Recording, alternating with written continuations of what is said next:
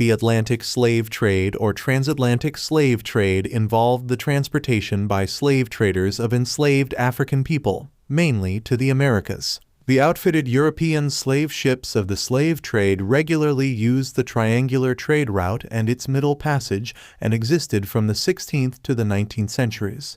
123 The vast majority of those who were transported in the transatlantic slave trade were from Central and West Africa, who had been sold by West African slave traders mainly to Portuguese, British, Spanish, Dutch, and French slave traders, 456, while others had been captured directly by the slave traders in coastal raids. 78 European slave traders gathered and imprisoned the enslaved at forts on the African coast and then brought them to the Americas.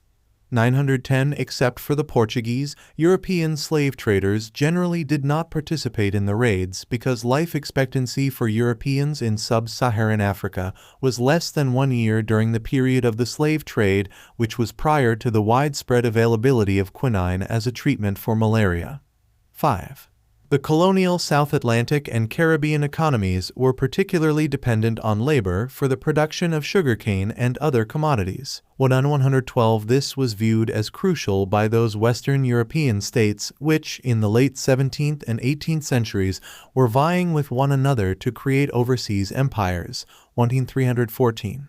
The Portuguese, in the 16th century, were the first to transport slaves across the Atlantic. In 1526, they completed the first transatlantic slave voyage to Brazil, and other Europeans soon followed.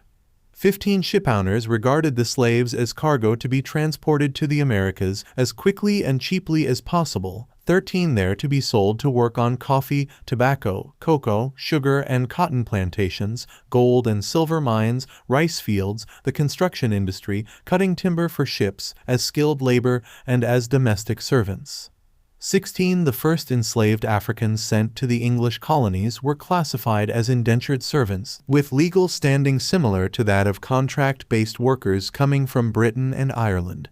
However, by the middle of the 17th century, slavery had hardened as a racial caste, with African slaves and their future offspring being legally the property of their owners, as children born to slave mothers were also slaves partus sequitur ventrum. As property, the people were considered merchandise or units of labor and were sold at markets with other goods and services. 17.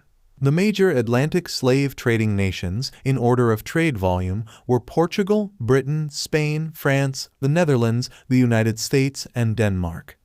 Several had established outposts on the African coast where they purchased slaves from local African leaders. 18. These slaves were managed by a factor who was established on or near the coast to expedite the shipping of slaves to the New World.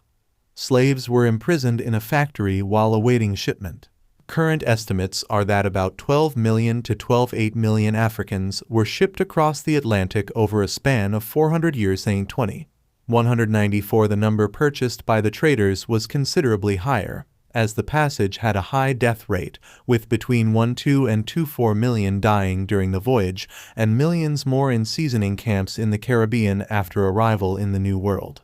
Millions of people also died as a result of slave raids, wars, and during transport to the coast for sale to European slave traders. 21,220,2324 Near the beginning of the 19th century, various governments acted to ban the trade, although illegal smuggling still occurred. It was generally thought that the transatlantic slave trade ended in 1867, but evidence was later found of voyages until 1873-1875. In the early 21st century, several governments issued apologies for the transatlantic slave trade.